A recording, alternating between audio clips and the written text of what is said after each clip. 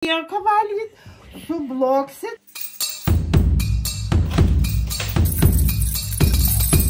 Su tavim būsiu.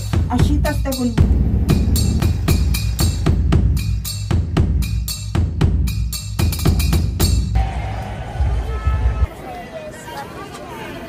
Bet pataikiau.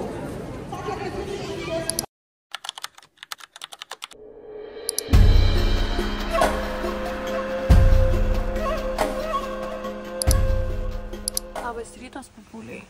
Kaip ir žadėjau, su jumis iš kemperio sveikinuosi. Ir esu egzotiškuose Anykščiuose. Jeigu manęs paklausit, ką šito egzotikoje veikiu, tai tiesiog močiutei augalus atvežiu prižiūrėti. Reikalai tokie, kad vis nusikelia ta kelionė. Turėjom išvažiuoti iš vis. Pirminė data buvo lapkričio 15. Ir lapkričio 14 mums turėjo pristatyti paskutinės dalis kemperio. Gavom žinutę, kad ateina.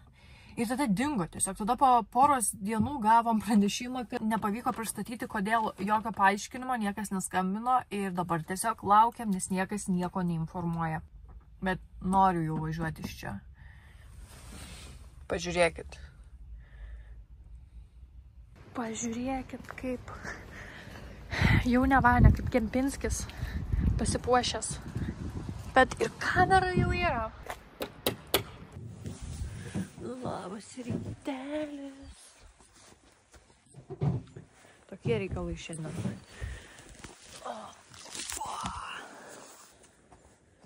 Visi, kas meistrais dirbat normaliai, užsimerkit. Čia ne jums.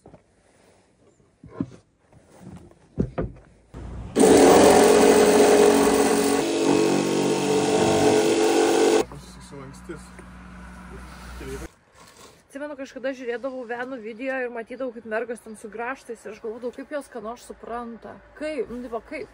Ir dabar suprantu, kad jos nieko nespranta, tiesiog irgi daro. Jeigu kada galvojat, ką reiškia suruošti tokioj kelioniai, tai sunku yra. Nėra deadline'o, nėra čia, pavyzdžiui, pirmadienį 11 val. Turiu išskrist. Reikia daug viską susistiguoti, nes yra mažai vietos. Vakar iki 2 nakties kuičiausi, turėjau išvažiuoti 11, dabar yra 2, aš dar namie. Žiūrėsiu pro visas klimato juostas ir reikia viskam atskirų aprangų. Yra labai mažai vietos. Pavargau, o dar kelionė neprasidėjo.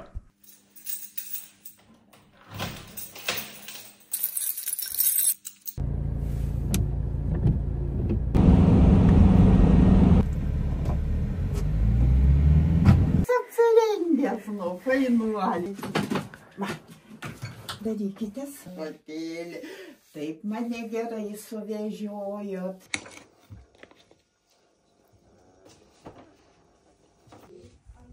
Močiutė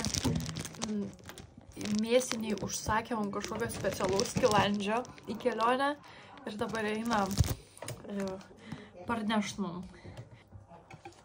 O čia yra močiutės tomatas. Vienai taip vadina. Paiskanu. Pomidorai. Drebučiuose kažkokiuose.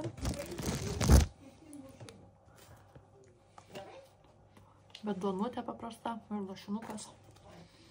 O, čia per maža lėkštutė. Mačiut, gera lėkštutė, man nereikia, aš tik biskį. Paruoš. Ačiū. Tikrai nereikia, o gal man su tavim nueit? Ne, aš greit. Kiek? Kol, tai aš dabar darysiu, kai jūs nueisit nešt tų.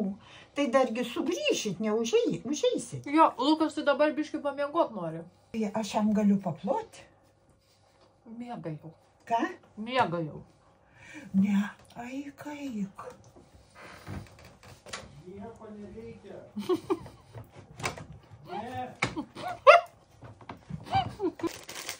A tu nori lašinuko? Valgau, žinau. Geras šitas. Skanus tomatas. O dabar močiutei parodysiu pirmą vlogą. Eina pasiimkit ir tą kietuolę gimnastę močiutę. Eik tu. Nieko valgyt, subloksit, parvažiuosit kaulai vieni, nieko nebus, tai aš dabar jau nuplanavau, pripirkau, sudėjau, dar dėžutę eisiu nupirkti, kad pridėt visokių marinuotų, kad negausit niekur daržovių. Nes užsienį nebūna daržovių. O jeigu nerasit, nusipirk, ką darysit? Taigi dėl visur parduotuvės, mačiau, taigi, o kad už Anykščių parduotuvės nėra? Tik Anykščiuose būna parduotuvė.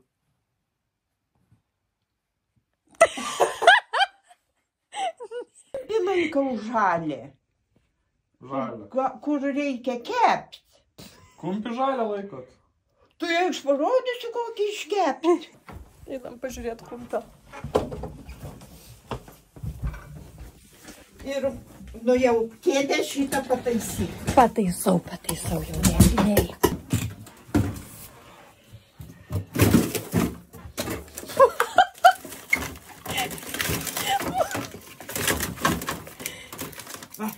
Šitas išėsiu. Ir baroną kulšį. Mačiau, tai kur mes laikysim? Ką? O kur laikysimės? Nu, tu dabar gali. O kada parvažiuoju? Nu, jie sušaldyti. Ir... Bet mes šaldiklio neturim. O, ble. Sakiau, šitą iškepsiu, dar pridėsiu, va šitų kulšių dar kai įdėsiu, kad važiuoju.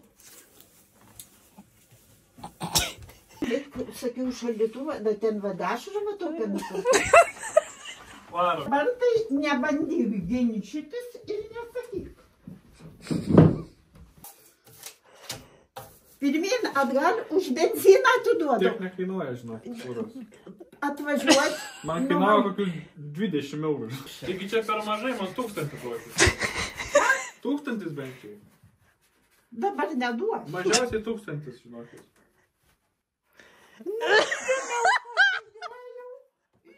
Nuvėjau dar. Atiduokit visos, taigi mėsos turit viskas turit. Galit man pinigus atiduoti. Eina mačiutės dešros. Benziną paimk, dar. Perkite su ugne. Gerai, ugniai paduoti. O dieve, mačiu. Ir labai jame patogi. Kemperį, va taip va pasikabinsit. Ir važiuojat. Va. Su rožančium šalia. Po veidrodėlio, ne? Vietoj kvapuko.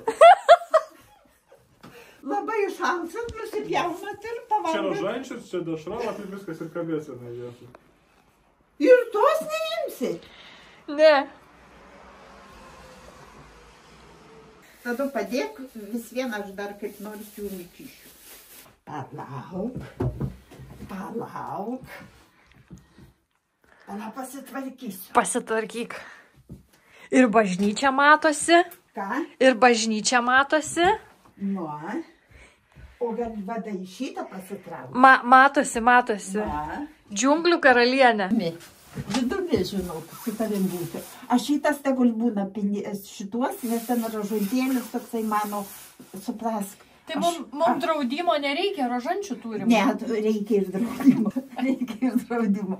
Toks palaiminimas vaikiuk. Mano tokios galios, supranti. Kartais jaučiu. Gerai.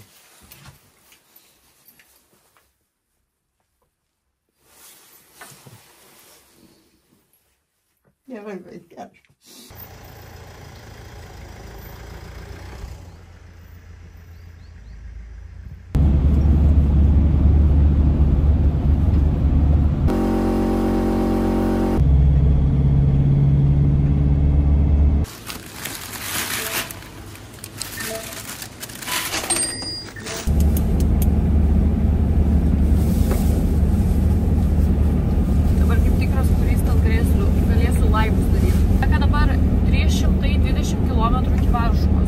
Nemanau, kad šiandien Varšuvą pasieksiu, bet planas sekančią dieną pasiekti yra ir dabar važiuoju iki... Mačiau kažkada tik tokia, kad Lenkijoje prie pasienio su Lietuva yra tokie labai dideli gražūs tiltai, biški iš Hario Poterio tokie ir labai norėčiau juos pamatyti. Dabar šiuo metu yra 2:30. Nu tai nenusileis saulė dar ir nuvažiuot noriu droną pasikelti. Įsivaizduoju, kad gražu labai būtų. Ir tolimesnis planas Varšuvoje praleisti porą dienų, ar bent jau dieną. Nes draugai prigyrė kažkokį labai skanų rameną. Reikia išbandyti. O po to leisimės per Lenkiją ir esu išsipininus toliau tokį labai gražų kaimą Lenkijos. Viskas išpaišyta žmonių rankom. Tikiuosi, kad jį pamatyti irgi pavyks. O dabar baigiu reportažą ir manau toliau naudosiu šitą furisto tiktokerio setupą. Oberlandas jau pasiektas.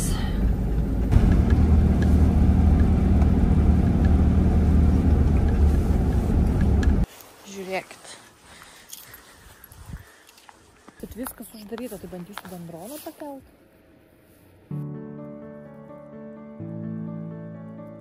Tris valandas sėdėjo. Šitai. Dabar va, neįmanoma. Dar va, lietuviai atvažiavo. Einam pažiūrėti pro aplinkui.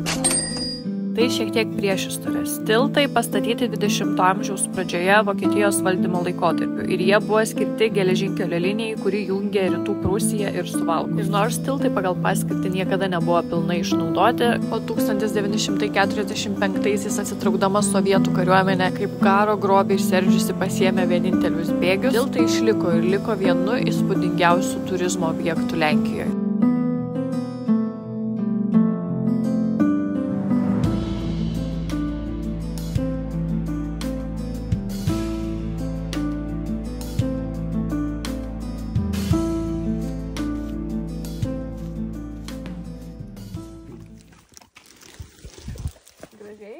Gražiai. Dinas jas gražiai. Mačiute linkėjimų, jeigu žiūri iš tikrųjų tavo, ne kabanosiai, kaip čia vadinos? Kabanosiai? Ne, pavadinos. Starčinskiai. Starčinskiai pravertė.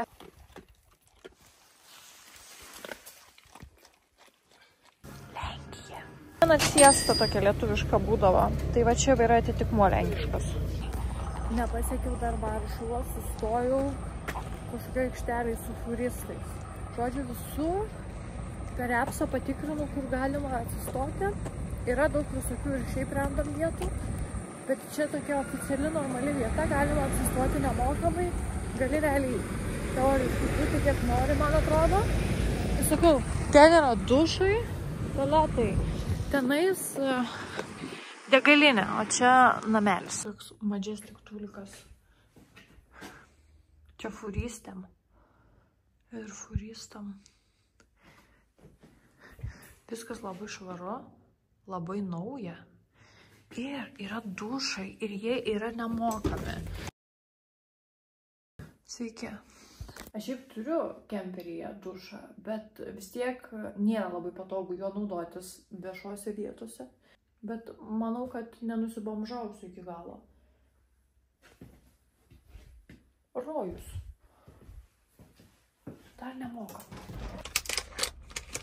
Makaronai ir pesto. Prisijungiu į GoProškę ir parodysiu, kaip vyksta lovos klojimas. Tai čia yra stalas, kuris nusileidžia. Ir jis yra viena iš lovos lentų. Taip pat yra dar 2 lentos, kurios tampa lovą. Patalynė.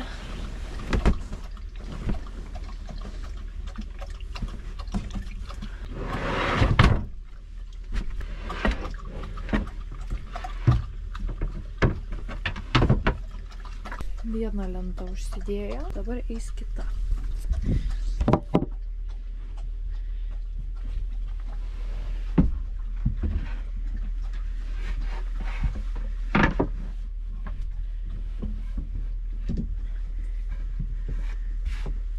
Ir turim lovos pagrindą. Dabar šitie minkšti susistumė.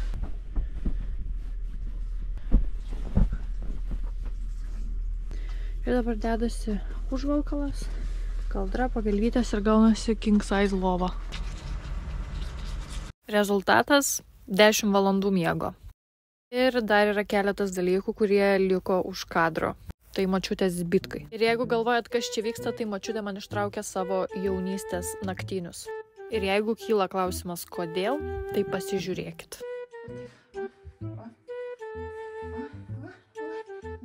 čia irgi negaliu būti. Taigi grįšiu nėščia. Ką? Grįšiu nėščia. Kas čia tokio? Tai ir gerai.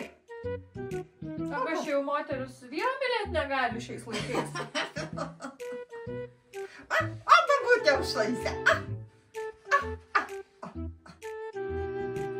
Čia pradžiui ir Andrijauskas buvo galva panelis. Tu tik su tokiais ir vaikščiai?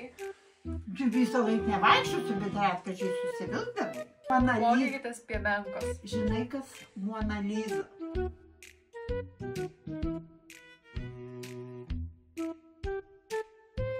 Ar yra tokia? Yra, bet nežinau, ar jinai tiek vaikų turi. Iš 5 minučių. Visą gerą. Toks nebūtų. Nebūk. Kurį? Vidurinė. Nebūk va toks. Skundikas. Neatsisveikinu. Iki. Iki tik tai. O jeigu kas nors vaikiuką apsisukat ir važiuojat namo. Dar prie viso šito močiutė įteikė mums rožančių. Sakė stebuklingas ir jeigu jį turėsim, tai nesvarbu kas, visada grįšim namo. Mes su draudimo neperkam. Draudimą nusipirkit. Mano toks draudimas, kad be finansų. Nu, Jėzus padės. Bet pasidėjus visus bairius į šoną, atsisveikinti visada labai sunku. Močiut, neraudam? Ne, neraudam. Bandau iš visų jėgų neverkti, bet kai pažiūriu močiutę ir matau ašaras, tai tiesiog nebeišeina. Išvažiuodama labai retai bijau kažkokių ligų ar negandų, ar kad su kažkuo nesusitvarkysiu. Mano pati didžiausia baimė, kad tiesiog nebeturėsiu pas ką grįžti. Todėl ir šitam reportaže didžiausią dalį užėmė močiutė. Man tai yra svarbiausia pasiruošimo dalis - kartu pabūti su ja. Nes kad ir kaip bebūtų liūdna, suprantu, kad kiekvienas toks jos pasitikimas ir išlydėjimas mūsų į kelionę nėra kažkoks savaime suprantamas dalykas. Tai yra tikriausia dovana. Ir aš esu palaiminta ją džiaugtis. Wow. Oho. Pažiūrėk, kiek kaktusas vaikų atsivedė. O dabar pradedu savo kelionę į Mauritaniją. Jeigu pasižiūrėjote iki šitos vietos, nepamirškit sureaguoti, parašykit komentarą, paspauskit laiką ir pasimatom tada jau kitoje serijoje.